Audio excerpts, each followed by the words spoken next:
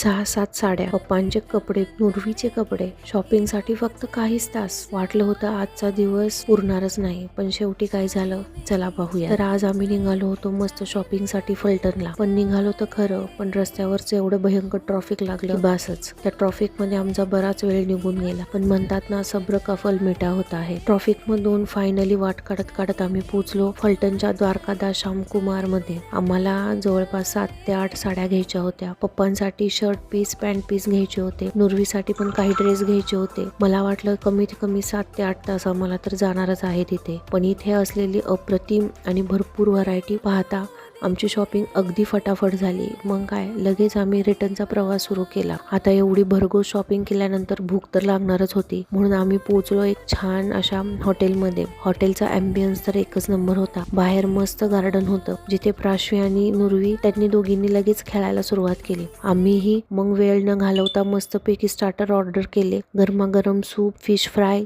Chicken Manchurian, paneer chilli, सगळा बेत कसा एकदम भारी होता. मस्त स्टार्टरवरती ताव मारून, डोळे भरून शॉपिंग करून, मनमुराद एन्जॉय करून अखेर आम्ही घरी पोहोचलो. थकलो होतो, पण मन एकदम तृप्त झालेलं होतं.